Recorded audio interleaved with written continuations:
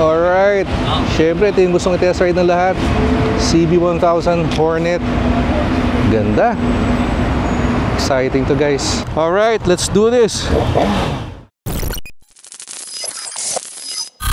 Hey, good morning everyone. Welcome to Newbie Rides. We're on our way to Honda Safety Driving Center. Meron ulit tayong a-attend na test ride event, pero this time big bikes naman. Sobrang tagal ko na rin hindi naka-attend ng big bike event ng Honda. Pero this time kasi hindi ko mapalagpas kasi andun yung bagong CB1000 Hornet. So kung isa kayo sa mga nag-aabang dun sa big bike na yun, kailangan nyo panoorin tong video. We are here, Honda Safety Driving Center. Good morning sir. Newbie Rides po. Salamat. Alright, so medyo punuan ng parking. Dito na lang tayo. Alright, so medyo maganda yung panahon ngayon. Hindi ganun kainit. So perfect for a test ride. Alright, syempre ito yung gustong i-test ride ng lahat. CB1000 Hornet. Ganda. Exciting to guys.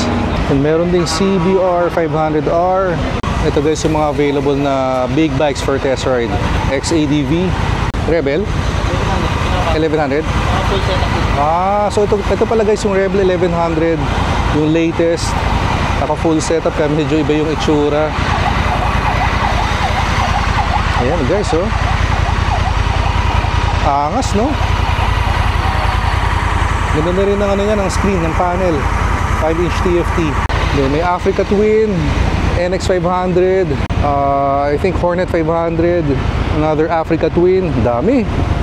XADV, CB650R, CBR 650R. Ito na, exciting. Sabi we can try up to 3 big bikes naman daw. Syempre lahat ito yung gusto. Itong Hornet. Tingnan natin yung panel.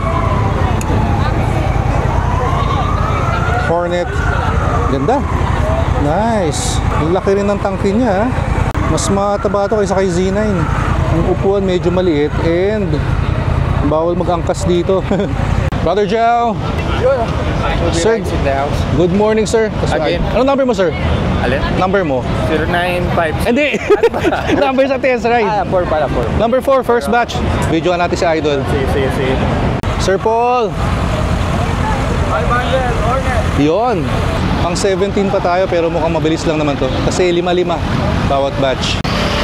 So we have a Rebel 1100 yung bago. Hornet 1000, XADV, I think NX 500, and CB650R. Manila Automotive, excited oh. Africa Twin. Ito ba yung may DCT bro? Ayun guys, DCT. So pwede ka mag-manual din dito. Alam ko ito yung dagdag yun, no? Plus. Ito naman yung minus. So pwede ka mag-automatic, pwede ka mag-manual. I am Jamich, brother. Ganda ng helmet oh. Hornet 1000 J-Moto in the house. Tara, game na bro. Try ko nga mamaya rin to. Hindi ko pa natatry ang Africa Twin eh.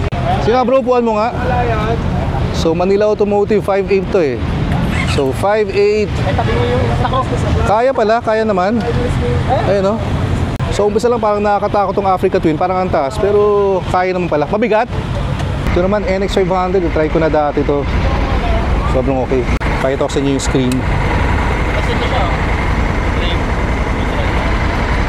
Parang XADV. So mas maliit ang nito, TFT, kaysa sa Africa Twin. Ang laki oh. Ito na guys, may hagad tayo dito. Mas marami ngayon tong batch na to ah. Uy, masaya to. Sir, I am Jamich. CB1000 Hornet. Sir, sound check. Yun. Alright. XADV Hornet and Manila Automotive Africa Twin. Ito, ang dami pa dito guys, walang gumagamit. Ito yung lumang Rebel 1100. Bilog pa yung panel niya. Ito pala hindi pa natin natatry, itong Transalp 750. Pag may time pa later, try natin to. Sir, good morning. Oh, Idol. Alright, kunin na natin yung helmet natin. Gear up na tayo. Alright. So syempre unahin natin yung Honda CB1000 Hornet. Muna na kagad tayo dito eh, no? Lagyan na natin yung gloves natin para reserved. Alright. Hindi tayo nag-jacket, ang init eh. Okay. Nakaano tayo. Safety gear. Yung pants naman natin, meron na tong knee pads. Sige, ito muna ako. Alright, so dito na muna tayo sa Africa Twin. So gusto kong gamitin ngayon yung mga hindi pa talaga natin natatry. So plano ko, Africa Twin tayo. Then we can go here next sa Hornet 1000. Ganun kaya yung third natin.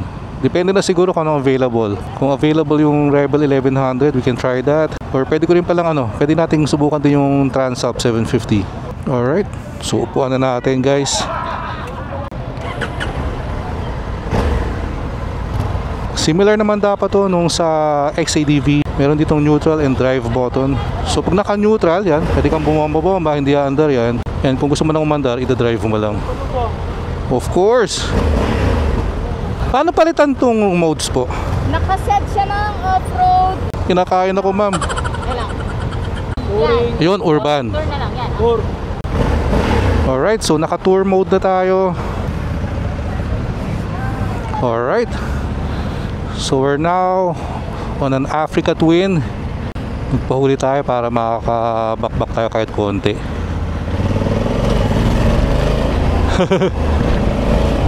Wow, sarap pala ng power nito. And it feels very agile. Hindi siya mabigat dalhin For its size, medyo overwhelming pag tinignan mo. Uy, okay to. Nagiging fan na talaga tayo ng mga adventure bikes.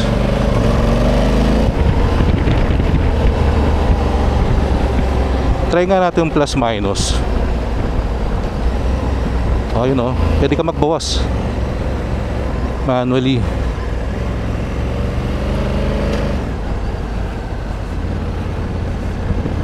Pero kung sana ulit yung mag-shift up, at least gusto mong iset ng manual dito, parang ang sarap dalhin ito sa long ride Pwede ka mag-counter lean kung gusto mong masagad yung yung higa niya. Alright, slalom yun natin. Wow, siguro for its size, it's very comfortable dalhin. And power, wala ka nang hihingin dito. Hindi ka mabibirin for sure. Ito pala yung feeling ng tumatayo.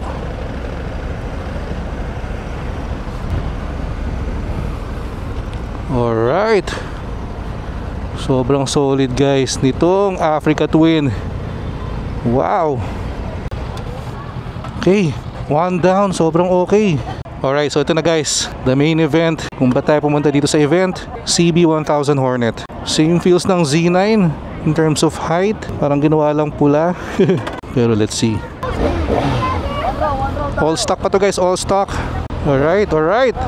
CB1000 Hornet. This is it. Alright, let's do this. Very familiar feeling.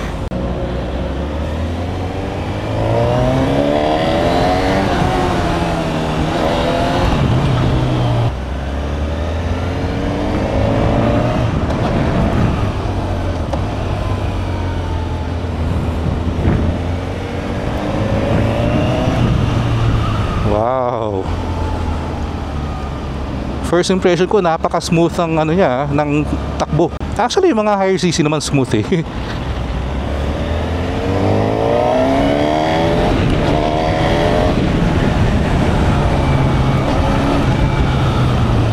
And braking is fine. More than fine. Wow, sobrang nag-enjoy ako dito guys And gusto ko rin yung handling niya. Kasi kung ang papalitan nito yung CB1000R na na-try ko na rin naman yun, parang mas okay ang handling nito Although maganda yung handling nun, pero ito sobrang ganda ng handling. Yung power kahit na malakas very tame pa rin, or friendly, siguro ito sa good term. So for me, pwede sa beginner to. Sarap ng handling nito guys. Wow.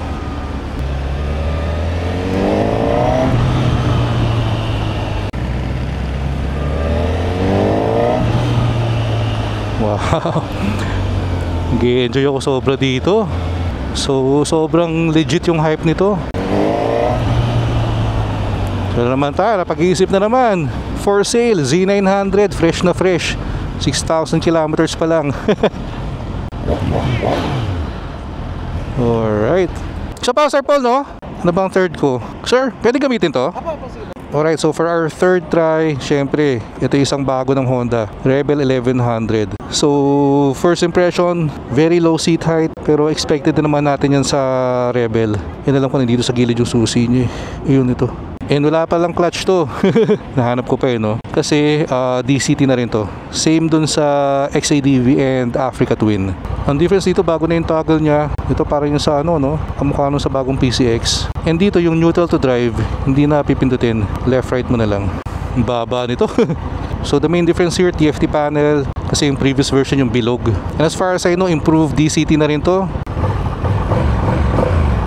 And syempre, since cruiser type to, you know, yung foot pegs mo medyo forward ang position. Ayun, no?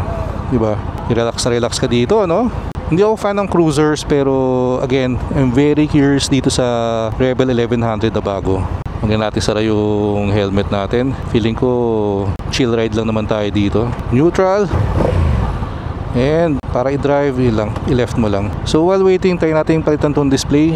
Naka-circle kasi ngayon. Gawin natin bar, settings, yun. Then display type, bar. So ayan o, nag-iba na ng style. Mas sporty, no? Sa unang liko pa lang natin, medyo impressed na ako dito kay Rebel 1100 Usually kasi pag mga cruiser type yung sobrang baba, pag nililiko mo hindi ganoon kagaan At least sa mga na-experience ko Ito goods sa goods Parang hindi cruiser din ako.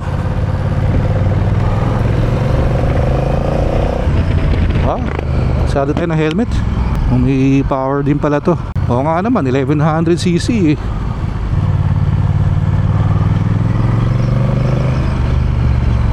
Try natin tong ano.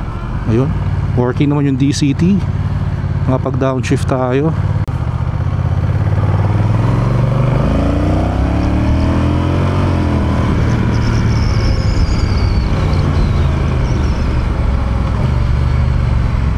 Talagang impressive yung mga bagong bikes ng Honda Parang hindi cruiser no?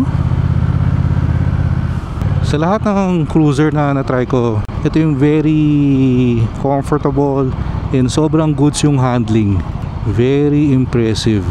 Sulit na sulit yung mga test ride natin ngayon. And gusto ko yung windscreen nito, pero alam ko aftermarket na to. And yung susian pala ng Rebel again dito sa gilid.